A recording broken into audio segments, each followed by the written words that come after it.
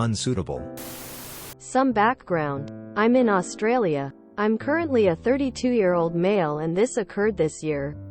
I used to do admin work in defense and during that time I got rather qualified and experienced.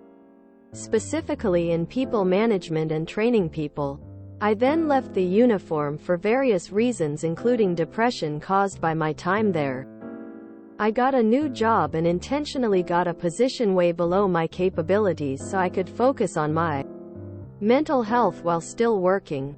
It was a hotline for a government assistance program. This position was good for about 4 years.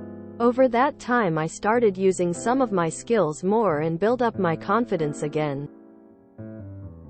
I also was acting in higher positions almost the entire time. Initiating incident. So after all the COVID lockdowns finally finished, there was a permanent spot in a higher position available. By this time I was the longest serving person remaining in the team and I was the most qualified. I knew they planned on getting the incumbent to do 2 roles, both of which I knew thoroughly. Went through the interview process, answered all the questions, explained how I could do the role immediately without training, etc. Had to wait a few weeks to find out the result since it's still government and they don't do these things super fast. Then I got told that I was found not suitable. I was floored. I asked for an explanation and all I was told was, it was a very competitive round. When I asked what I could have done to be more competitive, I got the same answer. To make things worse, they asked me to train the guy who got the role. Immediately I brought up the duty statement which had the list of tasks for my role. Remember, it's super easy. Basically just answer the phone and reply to emails. I also got out the public service level expectations and highlighted the appropriate bits for my level. Cue malicious compliance since I wasn't suitable to work at higher levels. I immediately stopped all work that wasn't at my level or in my job description. To say this put a dent into the extra work I was doing would be an understatement. I used to help out management with sorting out interpersonal disputes. I used to run a bunch of reports to find and sort out work that was missed. And I used to help the other teams do their work. So at this point my days became super easy. I would do about 10% of what I used to, as that 10% was my actual job. The training I was doing was directing the guy to the procedures and if he had questions directing him to ask a supervisor. It was about a week of this before management noticed the training wasn't very in-depth. One by one they asked me what was going on. Our structure had 6 supervisors at the time. Each and every time I said the same thing. Unfortunately, I was found unsuitable for the role, so I can't teach someone how to do it. To say they were pissed would also be an understatement. But they tried to stay professional. They then started questioning why I stopped doing all the extra work that I had been doing for years. I directed their attention to my duty statement and asked where it lists that work. They said the extra duties as directed. I then asked how that aligns with the level expectations, which are surprisingly clear and helpful. At this point most stopped trying. During all this sudden free time I started to search for a new job. It only took 2 weeks to go for interviews, be found suitable and get a new job. Apparently I'm incredibly competitive at this level.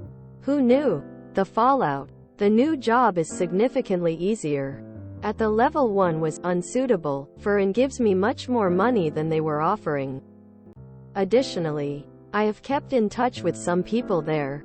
The management are floundering as interpersonal problems are cropping up. The team can't keep up with the workload and at least 3 more people have gotten new jobs with at least 2 looking for other employment, leaving 1 person left in the hotline team that will know what they're doing. It's a shame really, because I liked that program and probably would have stayed for a long time. TL. Dry was found unsuitable to work at higher levels, so I stopped working at higher levels. Watched things break while I got a new job at the higher level. Been there. done that, except I was refused the promotion because it would be too hard to replace you. I was also doing a ton of extra stuff that wasn't in my job description. And I was also asked to train the new hire because it was a new department that was taking over. Some of the extra things I was doing. I submitted my resignation telling them that now they have to find a replacement. They ended up hiring 3 other people to do everything I was doing. I've heard this before. Management sees someone doing great at their job and don't want to promote them out of it because they would lose a valuable person in that position. What they always forget is that if they decide someone is that important, you have to keep them happy. Raises, title changes, accolades. Try something. It isn't that hard. You had backed yourself into the too useful and cost-effective to promote category. Glad you got out of there. If someone is too valuable to lose for whatever reason, then you do all in your power to keep them in it. It really is that simple. With the go-to, and usually most surefire, being, make sure to keep giving them notable pay raises on a regular interval. Life pro tip. Don't tell the guy who's doing the job, several levels above his pay grade, that he's not qualified to do the job, because then they might get inspired to leave, forcing the remaining people to find someone who's qualified. 3 years I was given $0 increase. I left. Came back months later for plus 50%. Fucking idiots. Or better yet, dumb incentives sabotaging themselves while HR compensation are hamstrung to do better. My sister, Australian, had the exact same issue with her temporary government position. A lot of those jobs are temporary. She was acting as a judge's offsider. Not sure what the position was actually called. And acting as judge on Zoom cases. She worked overtime. Was the only person certain judges would allow to assist them, and all of the judges highly recommended her for the permanent position. When her contract ended, she smashed the interview and was declined the job. She was replaced with someone with 0 experience in the field and asked to train them over the last month of her contract, after which she would be unemployed. She spent the next month doing minimum work and applying for jobs. She never once spoke to the new hire, who was apparently a flustered mess. The judges even got pissed off and asked the hiring team what the hell they were doing. They even tried to extend her contract to no avail. Obviously. My sister has been in about 6 different roles over the years. Each time she gets pissed off or they try to replace her in a temp role, she applies for a higher level position and gets it. I have another friend who works in the education system and has worked very high up in government positions, and he has the same problem. The highest positions are filled with people who someone owes a favor to. They fill the next positions in line with their buddies. People with 0 experience are then hired and nobody knows what they are doing.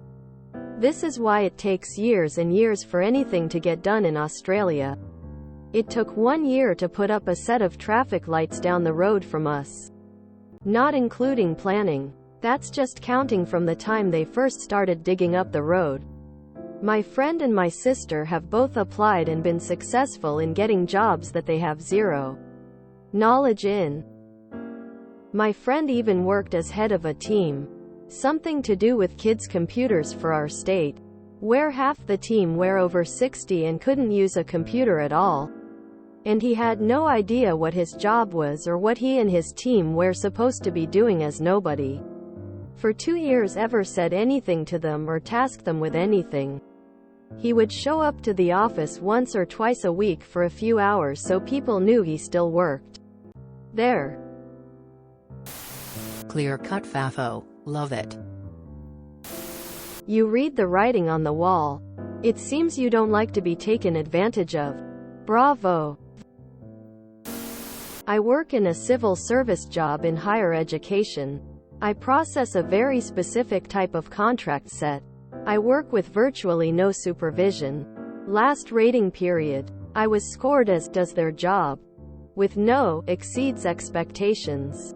Fuck that. I stopped flagging issues that only I noticed to be checked because looks good enough. Stop doing things on my own initiative.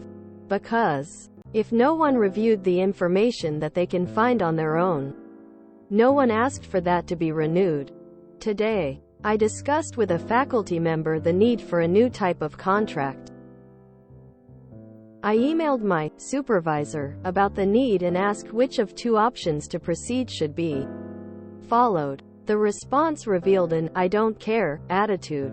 So I killed an hour checking my official job description and realized the true extent to which I have been working out of classification. So I replied back that the option for me to create a new legal document is outside of the job description, and I would send it to legal to be done. Received a response thanking me for checking. I'm no longer going to do anything not included in the official job description. Because how dare I exceed expectations when I'm only expected to be adequate? Truthfully, that's not how I roll. But I'll adapt, I'm sure. My stepbrother just left a manager position at a package delivery company after 11 years. For the past 2 they told him he would be promoted next year. He finally got fed up. Now he's an ex-employee. Gotta love when higher levels don't recognize who their keystone PPL are. They used you and took you for granted. Sucks to be them. Funny how that works. I had years of experience in a specialized position and earned a promised promotion to a higher grade. But it was denied by HR with the words, "You should feel lucky you have a job." Yep, those were the exact words. I quit. Through the grapevine I found out I was replaced by a person of a higher grade. The same grade that I was denied a promotion into. Go figure. But with zero experience of that specialized field.